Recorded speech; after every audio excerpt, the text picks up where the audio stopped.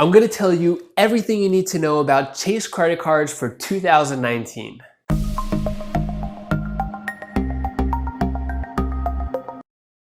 What's up, Wise Flyers? Welcome to another video. If you're new here and you want to learn how to travel anywhere in the world almost free by using credit cards and travel points, start now by subscribing and hitting the bell so you don't miss a thing. By far, Chase has the best credit cards, better than any other bank out there, but Chase also has some of the strictest credit card application rules as well. That's why you'll need a really good Chase credit card strategy. So in this video, I'm gonna go over 4 important topics to give you the best Chase credit card strategy for the year 2019. Let's talk about our first topic of how many Chase credit cards can you actually get. So Chase does not publicly publish any data points saying how many credit cards you could actually get. So it's actually unlimited amount of Chase credit cards you could get. But what Chase does limit is the amount of credit that you could have with Chase Bank. The total amount of credit Chase is willing to extend to you depends on your credit score, income, debt, and a few other factors. Personally, I have 5 Chase credit cards, but I know some people who have over 10 Chase credit cards. If you applied for a Chase credit card and you're under 524 and the application is pending or denied because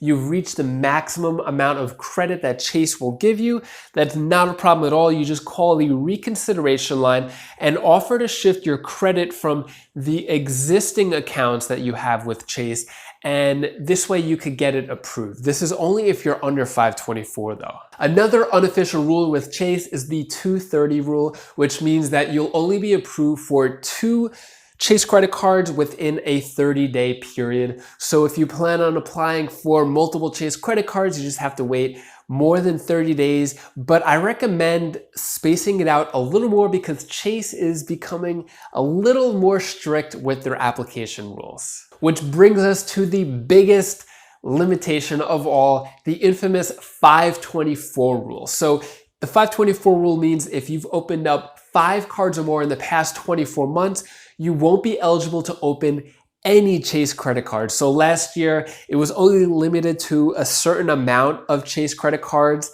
but now it's every single Chase credit card. One exception to the 524 rule is if you open certain business credit cards, it won't actually count towards your 524 count. So you got to plan your applications very carefully in order to get the best Chase credit cards. And if you are wondering which Chase credit cards these are that I'm talking about, this is a list right here of all the Chase credit cards that fall under the 524, which are just all the Chase credit cards in general. And if you are considering getting any Chase credit cards and you're just starting out, I recommend getting the Chase Sapphire Preferred card first. And if you plan on traveling a lot through the year, then you'll probably get more value from the Chase Sapphire Reserve card. That's because the Chase Sapphire Reserve card offers a lot of great benefits for the frequent travelers, such as airport lounge access through Priority Pass, as well as TSA PreCheck or Global Entry. And if you're eligible for small business credit cards, I actually recommend going for the Chase business credit cards first because these cards won't appear on your personal credit report and it won't count towards your 524 count as well. If you plan on going this route, I highly recommend going for the Chase Ink Preferred because it has the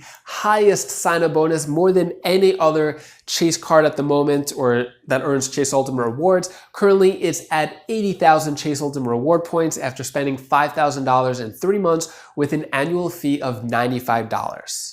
And then once you get these starter cards, it all depends on your travel goals and spending habits of which Chase credit cards to go for next. Next, let's talk about after you get a bonus with one of the Chase credit cards, how long it'll take to be eligible to get the bonus again. For most Chase credit cards, you're not eligible to earn the bonus if you currently have the card or receive the new card member bonus for the card in the past 24 months. It's important to note that the language in the terms say that when you receive the card bonus, not when you got approved for the card, but actually receive the card bonus. So for example, let's say you applied for the Chase United Explorer card in January, but you didn't receive the sign-up bonus until April. So the clock starts from April, from the day that you receive the credit card sign-up bonus. So 24 months from that April, you'll be able to receive the Chase United Explorer card bonus again. This 24-month rule pretty much applies to every Chase credit card that there is, with one major exception, and that is the Sapphire card. So the Chase Sapphire Preferred and the Chase Sapphire Reserve, you're not allowed to have those cards at the same time, and you are not allowed to be approved for the sign-up bonus again for 48 months from the time that the sign-up bonus posts to your account. So that means from the time that your sign-up bonus post to your account, you have to wait 4 years before you could get that sign-up bonus again. But the good news is you could actually upgrade, downgrade, or lateral grade, however you want to look at these cards, at any time that you want. So if you have the Chase Sapphire Preferred, you could upgrade to the Chase Sapphire Reserve or downgrade to the Chase Sapphire Preferred. Either way, there's also a no annual fee Chase Sapphire card as well, and that's just called the Chase Sapphire. So you could downgrade to that if you don't want to pay the annual fee, or if you have another transferable Chase Ultimate Reward card, such as the Chase Ink Preferred, and you don't need to pay the annual fee because you're getting the same benefits with the Chase Ink Preferred. Now let's talk about Chase's credit card rules specific to airline and hotel branded credit cards. Specifically, we're going to talk about Southwest, Hyatt, Marriott, IHG. So let's start with Southwest. You are not allowed to have more than one Southwest personal credit card at one time. And if you want to choose one of the 3 personal Southwest credit cards, you'll have to choose either the Southwest Rapid Rewards Plus, Premier, or Priority cards. And in my opinion, I think the Priority has the most benefits, but of course it depends on how much you're going to use Southwest throughout the year and if the annual fee is worth paying for the benefits that you're getting. And the Southwest credit cards also fall under that 24-month rule.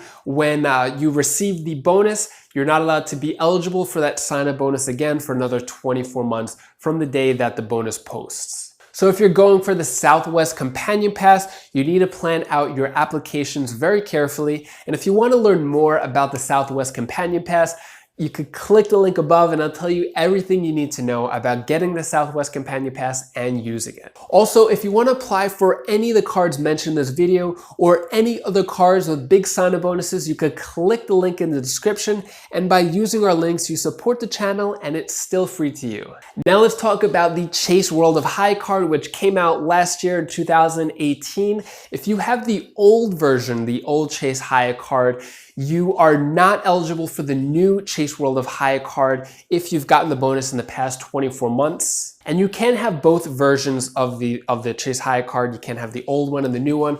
But if you have the old one and want to upgrade to the new one, you can do this, but you won't get the welcome bonus. And honestly, there isn't really much of a benefit to upgrade anyway. And if you do have the Chase World of Hyatt card, I definitely recommend keeping this card. For me, I just got it last month. I did a video on that, and I plan on keeping this year after year. I'm going to use the free anniversary night at categories 1 through 4.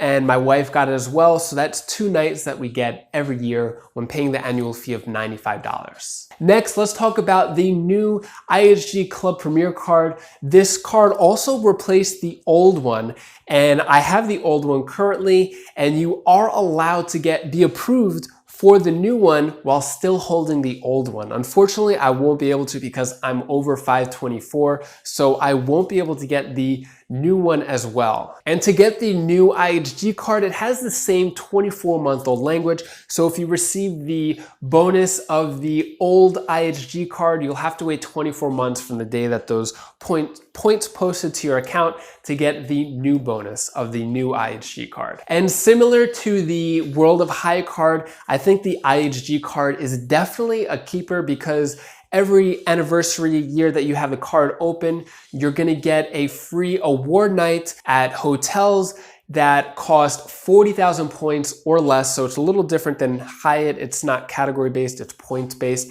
but definitely worth the annual fee, and you could get a lot more value than the annual fee that you're paying. So if you plan on adding more Chase credit cards to your wallet in 2019, make sure you use these credit card strategies to get approved for the applications. And if you're not sure which Chase credit card to get next, feel free to fill out a free credit card application form down in the description below. I'll let you know which credit card is best for you to get next and give you basic card strategy. And if you want to learn more about bank application rules and restrictions, I have a video here and a playlist, and I'll see you in the next video.